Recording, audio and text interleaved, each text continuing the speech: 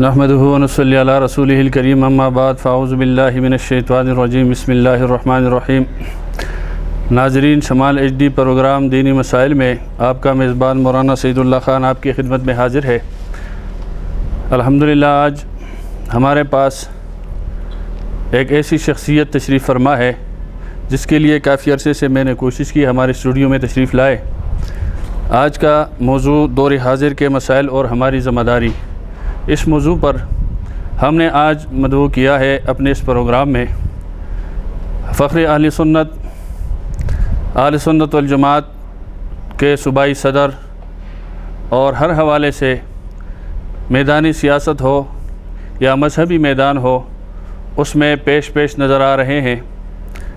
ہماری مراد ہمارے جو معزز مہمان آج تشریف لائے ہیں حضرت علامہ عطا محمد دشانی صاحب، جو اہل سنت والجماعت صوبائی رہنما صوبائی صدر ہے، آج ہمارے پاس تشریف فرما ہے۔ حضرت سے اس موضوع پر ہم گفتگو کریں گے اور کچھ سوالات ہیں ناظرین کے ذہنوں میں اور ہمارے، وہ ہم حضرت کے سامنے رکھیں گے، کیونکہ ایک جماعت کو لیڈ کر رہے ہیں اس وقت، اور موجودہ دور میں اس وقت ملک بھر کے اندر عالمی سطح پر اسلام کے حوالے سے شبہات لوگ پیدا کر رہے ہیں، گستاخیوں کے حوالے سے، توہین کے حوالے سے، اور حضرت اس چیز میں پیش ہے اور ہر میدان میں آگے آ رہے ہیں تاکہ اس قسم کی گستاخیاں، توہین صحابہ کرام کے حوالے سے ہو، مقدسات کے حوالے سے ہو، اس کی سرکوبی کی جا سکے۔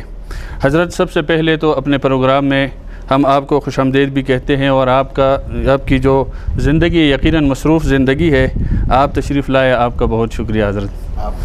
شفقت فرمائی آپ نے، آپ ہمارے پاس تشریف لائے۔ حضرت سوال یہ ہے کہ دنیا بھر میں اس اسلامی مقدسات کے توہین کے حوالے سے اور صحابہ کرام کی توہین جو اس وقت سوشل میڈیا یا میڈیا کے حوالے سے ہو رہی ہے، اس حوالے سے آپ کی جماعت کیا کر رہی ہے اور آپ کیا کر رہے ہیں؟ بسم اللہ الرحمن الرحیم۔ سب سے پہلے میں آپ کا، آپ کی پوری ٹیم کا، آپ کے ادارے کا مشکور ہوں کہ آپ نے مجھے موقع دیا۔ جہاں تک آپ کے سوال کا تعلق ہے، بحیثیت مسلمان اس پر ہمیں تشویش ہونی چاہیے۔ بالکل، جناب رسول اللہ صلی اللہ علیہ وسلم کی ذات اقدس ہو، حضرات صحابہ اکرام، اہل بیت اطہار رضوان اللہ تعالی علیہم اجمعین کے ذوات مقدسہ ہو، یا قرآن مقدس ہو، یا اور دین مقدسات ہو، اس حوالے سے اگر کہیں پہ توہین، تنقید اور اس طرح کا کوئی جملہ، لفظ، کتاب، تقریر اور تحریر سامنے آتی ہے تو یقیناً اس پر ہر مسلمان کو تڑپنا بھی چاہیے، اور ہر مسلمان کو اس حوالے سے اپنے جذبات کا اظہار بھی ہونا چاہیے، اور ہر مسلمان کو اپنے جذبات کا اظہار بھی کرنا چاہیے۔ پھر پاکستان میں یعنی جو ملک اسلام کے نام پہ بنا ہے، جس کو بناتے وقت لا الہ الا اللہ کا نعرہ بلند کیا گیا تھا، اور جس کے آئین میں جلی حروف کے ساتھ لکھا گیا ہے کہ اس ملک میں قرآن و سنت کی بالادستی ہوگی، قرآن و سنت کے خلاف کوئی قانون نہیں بنے گا، اور حاکمیت اعلیٰ اللہ رب العالمین کی ہے، تو اس ملک میں اگر کہیں پہ کوئی توہین ہوتی ہے تو اس پر جہاں عوام کو اپنے جذبات کا اظہار کرنا چاہیے اور کر رہے لوگ، وہاں ریاست کو، ریاستی اداروں کو، ارباب اقتدار کو بھی فکر مند ہونا چاہیے کہ ہم جس ملک کے رہنے والے ہیں، جس ملک کی بنیاد اسلام پہ رکھی گئی ہے، اگر اس ملک میں اسلام کی بنیادی شخصیات کی توہین ہوتی ہے تو یہ بہت افسوس کی بات ہے۔ جزاک اللہ سر۔ اچھا حضرت، میڈیا پر یا اس کے علاوہ کسی بھی حوالے سے جو گستاخیاں یا توہین امیز قسم کی باتیں کر رہے ہیں لوگ، میڈیا پر ہو یا اس کے علاوہ ہو، اس میں قصوروار کس کو ٹھہرا رہے ہیں آپ؟ اس میں علماء قصوروار ہے کہ انہوں نے اس طرح اویئرنیس نہیں دی عوام کو یا اس چیز کو اجاگر نہیں کیا، یا اس میں عوام قصوروار ہے یا ریاست اس کا قصوروار ہے سر؟ دیکھیں پہلے آپ یہ دیکھیں کہ یہ جو ملک میں توہین کے واقعات ہوتے ہیں، جی جی، کیا یہ کم علمی کی وجہ سے ہو رہے ہیں؟ نہیں لا علمی کی وجہ سے ہو رہے ہیں؟ نہیں، اگر یہ لا علمی کی وجہ سے ہو رہے ہیں اور دینی بنیادی فہم نہ ہونے کی وجہ سے، تو میں سمجھوں گا کہ اس کے قصوروار علماء کرام ہیں یا وہ دینی ادارے ہیں جن کی ذمہ داری یہ ہے جی جی، کہ کہ وہ معاشرے میں شعور پیدا کرے، اویئرنیس پیدا کرے، وہ لوگوں کو دین کے حوالے سے بنیادی فہم وہ لوگوں میں منتقل کرے۔ اور اگر یہ گستاخیاں کسی ایجنڈے کے تحت ہو رہی ہیں، جی جی، کسی منصوبہ بندی کے تحت ہو رہی ہے، اس کے پیچھے کوئی کھڑا ہے، جی، اور میں سمجھتا ہوں کہ ہے کوئی، میری رائے یہ ہے جی، کہ اس طرح کی گستاخیوں کے پیچھے کوئی بیرونی طاقت ہے، ادارے، جی، بیرونی طاقتیں، بیرونی ممالک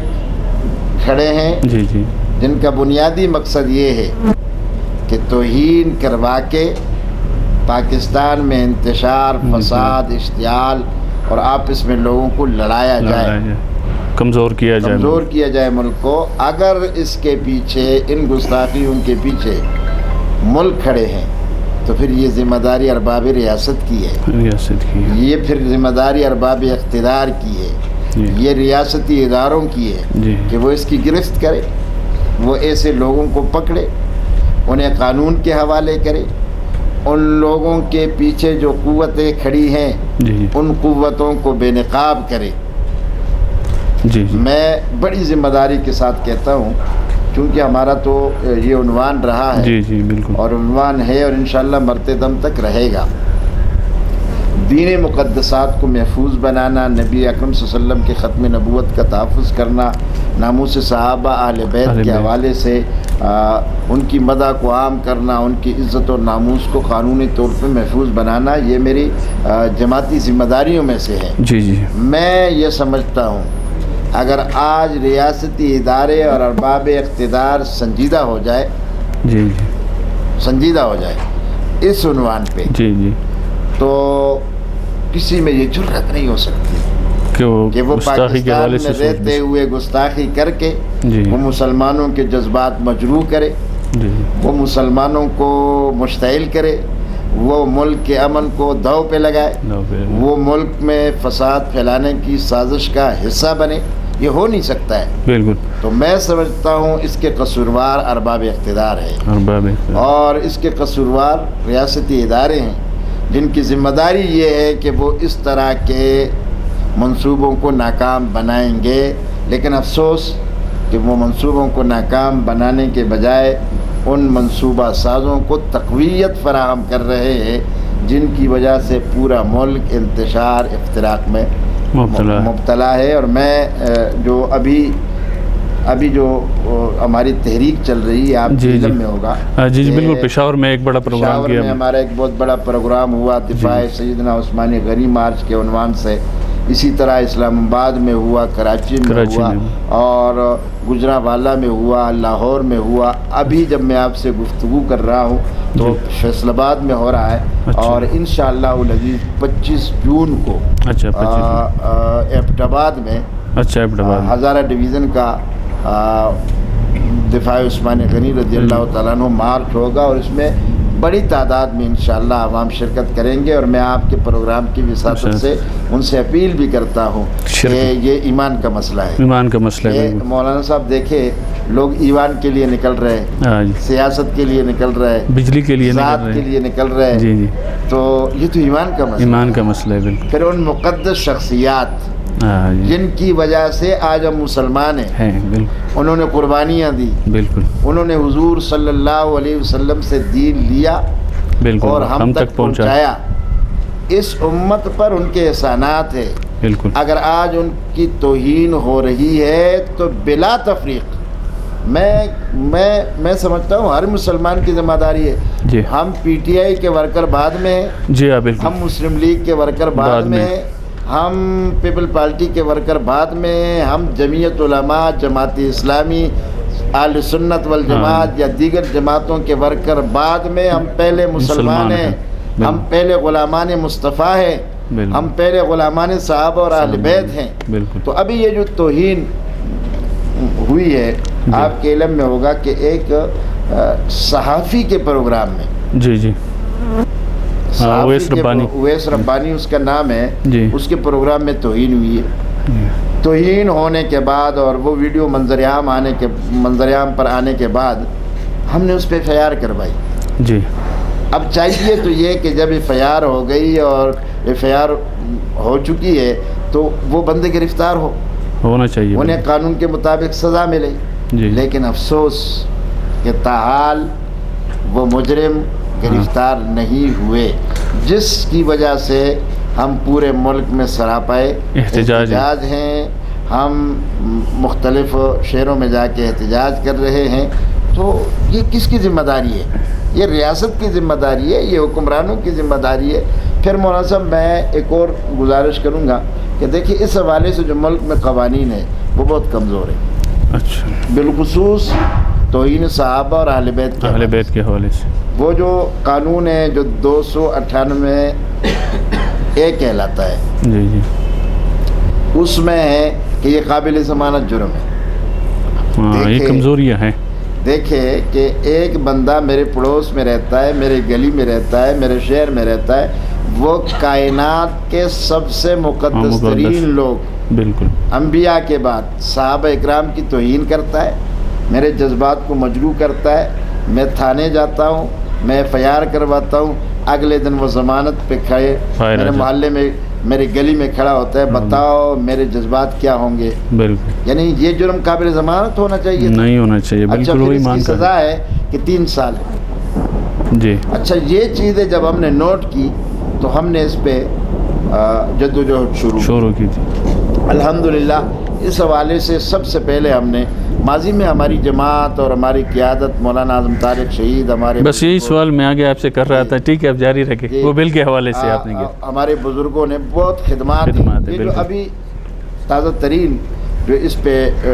ہم نے محنت کی ہے، ہم نے اس حوالے سے کے پی اسمبلی سے قرارداد منظور کروائی، متفقہ، جی جی متفقہ قرارداد، اس کے بعد ہم نے ایک بل قومی اسمبلی میں موو کروایا، جی قومی اسمبلی میں وہ بل قومی اسمبلی سے متفقہ طور پہ پاس ہوا۔ اچھا وہ اسلامی نظریاتی کونسل میں گیا وہ بل، ٹھیک، اچھا مزے کی بات یہ ہے کہ اسلامی نظریاتی کونسل نے بھی اس کو پاس کر دیا۔ اچھا اس کے بعد وہ قومی اسمبلی آیا، قومی اسمبلی میں پاس ہوا، پھر سینٹ گیا، سینٹ میں پاس ہوا۔ اچھا صدر کے ٹیبل پہ گیا، ٹھیک، صدر صاحب کے ٹیبل پہ جانے کے بعد بل کا کوئی اتا پتہ نہیں ہے۔ اچھا اس سے آگے پھر نہیں نکلے، اس کے آگے پھر اچھا ہمیں یہ کہا جا رہا ہے جی کہ صدر صاحب نے دستخط کر لیے۔ اچھا اگر صدر صاحب نے دستخط کر لیے تو قانون کا حصہ، تو قانون کا حصہ بن گیا، گزٹ نوٹیفیکیشن جاری فرمائیے جی۔ اچھا کچھ لوگ کہتے ہیں کہ صدر صاحب نے اس کو مسترد کر دیا، اگر صدر نے مسترد کیا ہے جی تو اس کا بھی تحریری ہونا چاہیے، بالکل ثبوت ہمارے حوالے کریں تاکہ ہم اس بل کے جو اور مراحل ہے کارروائی آگے کر سکیں، اس طرف ہم بڑھ سکیں۔ اچھا ہم نے وہ بل جو منظور کروایا اس میں کیا ہے؟ اچھا ایک طبقے نے اس کے خلاف بہت شور مچایا، مولانا صاحب جی جی بل میں کیا ہے جی؟ ایک بات میں آپ کے سامعین اس کے خلاف کافی احتجاج وغیرہ ہوئے، سامعین کے گوش گزار کراؤں گا کہ یہ کوئی نیا قانون نہیں ہے جی جی، یہ ذہن میں رہے، ٹھیک، یہ پرانے قانون میں ترمیم ہوئی، یہ جو 298 اے ہے اس میں ترمیم کیا ہوئی؟ جیسے آپ نے فرمایا کہ پہلے قابل ضمانت تھا، ترمیم کیا ہوئی جی؟ 2-3 چیزیں اس میں ڈالی گئی جی جی، یعنی یہ قابل ضمانت تھا، اس کو ناقابل ضمانت بنایا گیا۔ اچھا یہ کسی سے بھی آپ پوچھے تو وہ کہے گا یہ تو ٹھیک بات ہے، اس کی سزا 3 سال تھی، وہ 3 سال سے بڑھا کر عمر قید یا کم از کم 10 سال کی گئی۔ اچھا کسی سے پوچھو اس پہ کسی کو اعتراض ہو سکتا ہے؟ نہیں ہونا چاہیے۔ یہ 2 بنیادی اس میں تبدیلیاں ہوئی ہیں جی، اس پہ کس کو اعتراض ہو سکتا ہے؟ لیکن ایک طبقہ اٹھا اور اس نے شور مچایا، مجھے بہت افسوس ہوتا ہے کہ اس ملک میں کوئی بھی اٹھ کر کوئی جائز کام رکھوانے کے لیے کوئی بھی اٹھتا ہے تو ہمارے ادارے ان کے سامنے دب جاتے ہیں، ہمارے حکمران دب جاتے ہیں اور وہ واپسی کا رخ کر لیتے ہیں، چیز مسترد ہو جاتی ہے۔ یہ جو بل تھا یہ کسی فرقے کا بل نہیں تھا اور نہ کسی فرقے کے خلاف تھا، یہ تمام مسلمانوں اور بلکہ تمام پاکستان۔ میں آپ کو ایک مزے کی بات بتاؤں، جب یہ بل سینٹ میں پیش ہوا تو میں وہ سینٹ کے اجلاس میں موجود تھا، گیلری میں بیٹھے ہوئے۔ اچھا جی۔ وہاں غیر مسلم اراکین سینٹ نے کھڑے ہو کے کہا کہ یہ بل پاس ہونا چاہیے جی، غیر مسلم اراکین نے اس کی تائید کی اور نام نہاد مسلمان اس کے خلاف احتجاج کر۔ میں تو انہیں مسلمان نہیں کہہ سکتا ہوں، ٹھیک سر جی، آپ کا تو جماعت تحریک اسی کے لیے بنی، میں تو انہیں نہیں کہہ سکتا ہوں جی۔ تو گزارش یہ ہے کہ میں آپ کے پروگرام کے ذریعے ارباب اقتدار سے گزارش کروں گا کہ ملک میں جو گستاخیاں ہیں ان گستاخیوں کو قانون کے ذریعے روکا جا سکتا ہے، قانون میں جو سقم ہے، جو کمزوری ہے اسے دور کرے، اور اگر ریاست اس میں دلچسپی کا مظاہرہ کرے گی تو انشاءاللہ یہ تمام چیزیں ٹھیک اور تفصیلی گفتگو ہو رہی ہے اس وقت گستاخیوں کے حوالے سے، توہین کے حوالے سے۔ تو یہ کچھ سوالات ہیں اور بھی میں حضرت کے سامنے رکھنا چاہتا ہوں کہ حضرت پشاور میں ایک بہت بڑا جلسہ کیا اسی حوالے سے احتجاج کے طور پر، اس کے کوئی نتائج، کوئی ثمرات سامنے آئے نہیں آئے؟ ریاست کچھ کر رہی ہے، ادارے کچھ کر رہے ہیں اس کے خلاف یا نہیں کر رہے؟ 30 مئی کو دفاع سیدنا عثمانی غنی رضی اللہ تعالیٰ عنہ کے عنوان سے ہمارا بہت بڑا مارچ ہوا جی، بہت بڑا دن، اور بڑی تعداد میں جی، میں نے خود آپ کی تقریر سنی ہے اس میں، عالیہ نے خیبر پختونخوا نے اس مارچ میں شرکت کی، بالکل کی ہے، میں اس پر بڑا تھا تمام شرکاء کا شکریہ۔ اور جہاں تک آپ کی بات اور آپ کا سوال ہے کہ حکمران، یقیناً جی مجھے یقین ہے، جی مجھے یقین ہے، اور پھر خیبر پختونخوا میں تو مجھے حق الیقین ہے کہ یہاں کی حکومت بھی، یہاں کی بیوروکریسی بھی، یہاں کے ریاستی اداروں کے ذمہ دار بھی یہاں وہ چیزوں کو سمجھتے بھی ہے اور ہمارے ساتھ تعاون بھی کر رہے ہیں۔ مجھے امید ہے انشاءاللہ کہ اس مارچ کے نتائج مرتب ہوں گے، حکومت اس طرف سنجیدگی سے غور کرے گی اور انہیں غور کرنا چاہیے تاکہ ملک میں، دیکھو ہماری ذمہ داری ہے کہ ہم ان چیزوں کی نشاندہی کریں جن کی وجہ سے ملک میں انتشار پھیل رہا ہے، جن کی وجہ سے ملک میں فساد پھیل رہا ہے، جن کی وجہ سے ملک میں بدامنی آ رہی ہے، یہ ہماری ذمہ داری ہے۔ اور اداروں کا عوامل میں سے ایک بہت بڑا عمل جو ہے وہ ہے گستاخیاں۔ تو میں نے وہاں بھی کہا ہے، آپ کے پروگرام کے ذریعے بھی کہہ رہا ہوں اور آئندہ بھی کہتا رہوں گا، ہمیں جس فورم پہ آپ بلائیں گے انشاءاللہ ریاستی اداروں سے بھی کہنا چاہتا ہوں اور ارباب اقتدار سے بھی کہنا چاہتا ہوں، آپ جس فورم پہ ہمیں بلائیں گے اس مسئلے کے حل کے لیے ہم آپ کو حل بھی پیش کریں گے، اور جو ہمارا حل ہوگا انشاءاللہ اس سے ملک میں امن بھی لوٹ کے آئے گا انشاءاللہ۔ بس یہ آخری سوال کرتے ہیں، آئندہ کے لیے آگے کیا پلاننگ یا کیا اقدامات جماعت کر رہی ہیں کہ اس قسم کی چیزیں سامنے ہی نہ آئیں، گستاخی تو صحابہ کی توہین کے حوالے سے، قرآن وغیرہ؟ تو یہ تو ہر مسلمان کا فرض ہے، لیکن چونکہ جماعت جس کو آپ لیڈ کر رہے ہیں وہ اس کے لیے میدان عمل میں ہے، تو اس لیے میں آپ سے یہ پوچھ رہا ہوں ہم گزشتہ 35-40 سالوں سے بالکل اس عنوان پہ قربانیاں دے رہے ہیں، محنت کر رہے ہیں، ارباب اقتدار کو جگا رہے ہیں، ریاستی اداروں کے سامنے اپنا مقدمہ پیش کر رہے ہیں، عوام کے سامنے ہمارا بیانیہ موجود ہے۔ تو آئندہ بھی ہماری یہ جدوجہد جاری رہے گی انشاءاللہ۔ ہم کوشش کریں گے کہ ہم اس ملک میں ناموس صحابہ اہل بیت کے حوالے سے اور دین مقدسات کے حوالے سے ایسی مؤثر قانون سازی کروا سکے جس کے ہوتے ہوئے کسی کو یہ جرت نہ ہو سکے کہ وہ ذوات مقدسہ، حضرات صحابہ اکرام، اہل بیت اطہار، جملہ انبیاء اکرام، نبی اکرم صلی اللہ علیہ وسلم اور دین مقدسات کی توہین کا سوچ بھی سکے۔ تو ہماری کوشش ہے ہم عوام میں بھی ہم اداروں میں بھی، ہم سیاسی سسٹم میں بھی اس حوالے سے پہلے سے زیادہ محنت کریں گے، اور اسی سلسلے میں انشاءاللہ 25 جون کو پشاور میں ایبٹ آباد میں ہمارا دفاع سیدنا عثمان غنی مارچ ہوگا۔ میں پھر ایک دفعہ آپ کے پروگرام کی وساطت سے تمام ہزارہ کے باسیوں سے اپیل کروں گا کہ یہ مسئلہ ایمان کا نہیں ہے، یہ مسئلہ ایمان کا ہے۔ نکلو صحابہ اکرام کی خاطر، نکلو اہل بیت اطہار کی خاطر، ہم آپ کے منتظر رہیں گے کہ آپ 25 جون کو نکل کر